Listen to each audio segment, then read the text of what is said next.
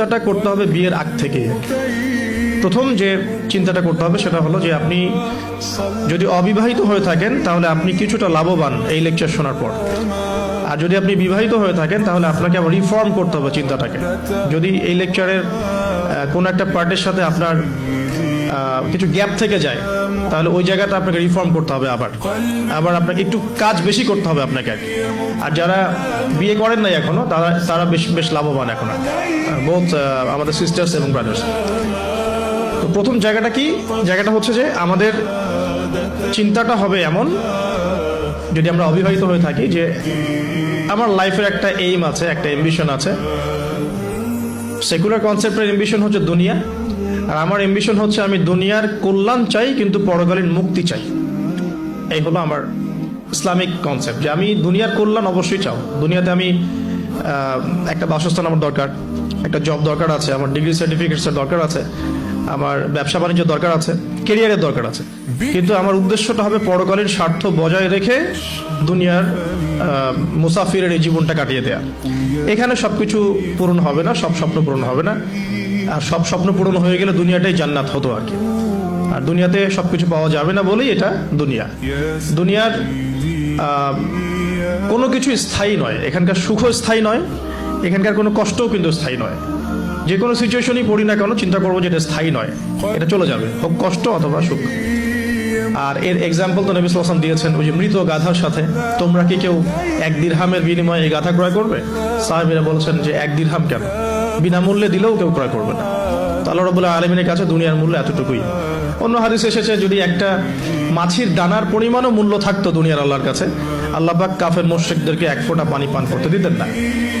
আবার আরেকটা হাদিস এসেছে আঙ্গুল চুবিয়ে দেওয়ার কথা মহাসাগরের মধ্যে, সেখানে আঙ্গুল বের করলে যতটুকু লেগে থাকে হাতে সেটা হলো দুনিয়া, বাকিটা পরকাল। সো একজন স্মার্ট মানুষ, হিউম্যান বিং বা মুসলিম, সে কখনোই দুনিয়ার স্বার্থটাকে মুখ্য করে দেখবে না। তো আমরা যারা ইসলামিক আইডিওলজি নিয়ে চলাফেরা করি, আমরা দুনিয়ার কল্যাণটা চাবো কিন্তু পরকালীন মুক্তি নিশ্চিত করতে হবে। তো প্রথম কথা কি, concept of the ambition of লাইফটা ঠিক করতে হবে। সেটা সূরা আলে ইমরানের 185 নম্বর আয়াতে আছে। আল্লাহ রাব্বুল আলামিন বলেছেন, বা'দা আউযু বিল্লাহি মিনাশ শাইতানির রাজিম, ফামান যুহযিহা আনিন নার ওয়া উদখিলাল জান্নাতা ফাকাদ ফাজ। কিয়ামতের দিন যাদেরকে পুলসিরাত পার করানো হবে, জান্নাতে প্রবেশ করানো হবে, জাহান্নাম থেকে নিষ্কৃতি দেওয়া হবে, ফাকাদ ফাজ, সে তখন সফল হলো। মানে সে তখন চূড়ান্ত সাফল্য অর্জন করবে, এর বাইরে কোনো সাফল্যের ডেফিনেশন নাই। তো বিয়ে করেন আর নাই করেন, আগে কনসেপ্টটা ঠিক করতে হবে যে আমি আমার সাফল্য বলতে কি বুঝাচ্ছি। এখন যদি দেখেন যে আপনার এই ফিলোসফির সাথে বর্তমান লাইফ লিডিং এর পার্থক্য দেখা যাচ্ছে, তাহলে প্রথমে তওবা করে ফিরে আসতে হবে। এবং তওবা করার জন্য শুধু মুখ থেকে আস্তাগফিরুল্লাহ ওয়া আতুবু ইলাইহি পড়া যথেষ্ট নয়। খালেস ভাবে, একনিষ্ঠভাবে ওযু করে, সালাত আদায় করে, চোখের পানি ঝেড়ে দিয়ে আল্লাহ রাব্বুল আলামিনের কাছে রাতের অন্ধকারে বলতে হবে, আস্তাগফিরুল্লাহাল্লাযী লা ইলাহা ইল্লা হুয়াল হাইয়ুল কাইয়্যুম ওয়া আতুবু ইলাইহি। অথবা আল্লাহুম্মা আনতা রাব্বী লা ইলাহা ইল্লা আনতা খালাকতানি আনা আবদুক ওয়া আনা আলা আহদিক ওয়া ওয়া'দিকা মাস্তাতা'তু আউযু বিকা মিন শাররি মা সানা'তু আবুউ লাক বিনি'মাতিকা আলাইয়া ওয়া আবুউ বিযানবি ফাগফিরলি ফাইন্নাহু লা ইয়াগফিরুয যুনুবা ইল্লা আনতা। এখন তো প্রোটেস্ট্যান্ট ভার্সনের যুগ, এই কারণে আধ্যাত্মিকত্ব, মারেফত এগুলো মানুষ খুব একটা বোঝে না। এই কারণেই আলী রাদিয়াল্লাহু আনহুর একটা কথা পড়ে আসলাম, সেটা হচ্ছে তিনি বলছেন, তাকে বলা হচ্ছে শেষ জীবনে গিয়ে যে আপনার কি কোনো কষ্ট আছে জীবনে? আপনার কি জীবনে কোনো কষ্ট আছে? কারণ তার জীবনটা কিন্তু ঈর্ষণীয় জীবন। মানে অন্যান্য সাহাবীরা হয়তো ইয়াং এজে গিয়ে ইসলাম কবুল করেছেন, ইসলামের জন্য অনেক খেদমত করেছেন, বাট আলী রাদিয়াল্লাহু আনহুর জীবনটা এমন যে তিনি একদম চাইল্ডহুড থেকে, ফ্রম দ্য ভেরি বিগিনিং, তিনি রাসূল সাল্লাল্লাহু আলাইহি ওয়াসাল্লামের একদম ডান পাশে ছিলেন। এমন কোনো ব্যাটল আপনি দেখবেন না, মানে আমি গাজওয়ার কথা বলছি, সারিয়া না, গাজওয়ার কথা বলছি, যে আলী রাদিয়াল্লাহু আনহুর পাশে নাই, এমন কোনো গাজওয়া আপনি পাচ্ছেন না। এমনকি তিনি জ্ঞানে, আমলে, আধ্যাত্মিকত্বে একজন সমৃদ্ধ মানুষ ছিলেন। তাকেও শেষ বয়সে খারেজিদের হাতে নিহত হতে হয়েছে। তো তাকে বলা হচ্ছে আপনার কি কোনো কষ্ট আছে জীবনে? আলী রাদিয়াল্লাহু আনহু বলছেন যে আমার কষ্ট একটাই, কি আল্লাহ পাক আমাকে যে ইলম দিয়েছেন, রাসূল সাল্লাল্লাহু আলাইহি ওয়াসাল্লামের সোহবতে থেকে আমি যে মারেফত অর্জন করেছি, মানে আধ্যাত্মিকত্ব অর্জন করেছি, এটা বিতরণ করার মতো উপযুক্ত কোনো পাত্র পেলাম না। তার মানে প্রোটেস্ট্যান্ট ভার্সনে শরীয়ত আপনাকে শুধু হুকুম আহকাম দিচ্ছে না, এটা করতে হবে এটা করতে হবে না, এর ভিতরে রিজনগুলো কি, এর ভিতরে মারফতগুলো কি, আধ্যাত্মিকত্বের বিষয়গুলো কি, সেগুলো কিন্তু সবাই বুঝবে না। এই কারণে আসলে মারফতের কথাগুলো সবার সামনে বলাও ঠিক না, হয়তো জাহেলরা সেগুলো বুঝতে পারবে না। তো আসুন যেখান থেকে আলোচনা শুরু করেছি ওখানে ফিরে যাই, যে আমরা আমাদের লাইফের এইমটাকে ঠিক করে তওবা করে ফিরে আসবো। তওবা করে ফিরে আসলে পরে শুধু প্রোটেস্ট্যান্ট ভার্সনে মুখে মুখে আস্তাগফিরুল্লাহ পড়াটা যথেষ্ট না, মন থেকে ফিল করতে হবে এবং জীবনের যে পাপগুলো আমি করে এসেছি এগুলোকে রিকভার করতে হবে। যদি আপনি জেনা করে থাকেন, ছেড়ে দিয়ে ফিরে আসতে হবে, সারা জীবন আমল করে প্রমাণ করতে হবে যে আপনি আল্লাহ পাকের অনুগত বান্দা, শুধু মুখে বলা যথেষ্ট নয়।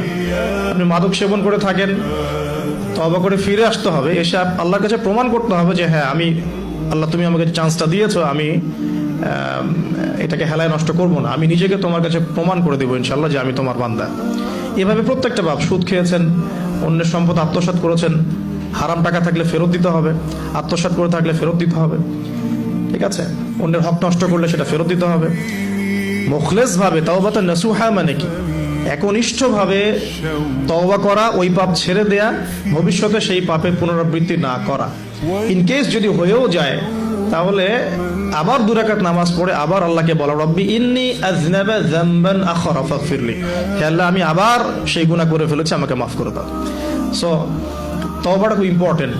বোথ সিস্টার্স এন্ড ব্রাদার্স সবাইকে বলছি যে আমরা সবাই পাপী, প্রত্যেকদিন মিনিমাম 100 বার করে তওবা করার অভ্যাস গড়ে তুলতে হবে এবং এটাকে ফিল করা। আমি বারবার বলি ইহসানের সাথে, এখনকার ইবাদত বন্দেগীর মধ্যে ইহসান নাই, সবার নাই, খুব অল্প কিছু মানুষের আছে। ইহসান হচ্ছে আনতা'বুদাল্লাহা কাআন্নাকা তারাহ, তুমি এমন ভাবে আল্লাহর ইবাদত করবে যেন তুমি আল্লাহকে দেখতে পাচ্ছো। ওয়া ইল্লাম তাকুন তারাহু ফাইন্নাহু ইয়ারাক, তুমি যদি আল্লাহকে দেখতে না পাও বিশ্বাস রাখবে, জেনে রাখবে যে আল্লাহ পাক তোমাকে দেখছেন। এই মারিফত নিয়ে সবাই ইবাদত করছে না। যদি করতোই তাহলে নামাজ পড়ে বের হয়ে আবার সুদ খেতে পারতো না। যদি মানুষ এটাই করতো তাহলে তাহাজ্জুদ পড়ে আবার সকালবেলা কি গার্লফ্রেন্ড বয়ফ্রেন্ড ডেটিং করতে যেতে পারে নাই। তো মারিফতের ঘাটতি আছে। আর মারিফত অর্জন হয় কখন? যখন আল্লাহর নূর কলবে আসে। আল্লাহর নূর কখন কলবে আসে? যখন হৃদয়টা পরিচ্ছন্ন হয়। যে হৃদয়ের মধ্যে হিংসা, বিদ্বেষ, অহংকার, পরশ্রী কাতরতা আছে, সেখানে আল্লাহ নূর আসার কোনো প্রশ্নই ওঠে না। যেখানে আল্লাহ নূর নাই সে আলো দেখবে কিভাবে? সে অন্ধকারের পথ চলবে কিভাবে? সে কিভাবে ঘ্রাণ পাবে? ঘ্রাণ পাওয়ার তো প্রশ্নই ওঠে না, কারণ কলবে তো নূর নাই। আল্লাহ পাক তো সবাইকে সবকিছু দিবেন না। তো এখন আসুন যে আমরা যদি তওবা করে ফিরে আসতে পারি, এখন আমি আমার লাইফটাকে গুছিয়ে নিব। লাইফটা গুছাতে গেলে আমার লাগবে এডুকেশন। এখন আমার এডুকেশন সেক্টর যেটাই হোক, আমাকে ইসলামিক এডুকেশন আবার শিখতে হবে। এর বেসিক যে সিলেবাসটা আছে এটা আমাকে কভার করতে হবে। কিভাবে করবেন এটা আপনার চ্যালেঞ্জ। এটা আপনি মাদ্রাসায় করতে পারেন, আপনি ইসলামিক ইউনিভার্সিটিসগুলোতেও পড়তে পারেন, বা আপনার যে সেকুলার ইনস্টিটিউশনে পড়ছেন সেখানে পড়েও প্রাইভেটলি যে কোনোভাবে হোক আপনাকে এটা কভার করতে হবে। এটা আপনার চ্যালেঞ্জ। এটা কিভাবে বাস্তবায়ন করবেন সেটা সিচুয়েশন ডিফার করবে, মানুষের সবার একরকম হবে না।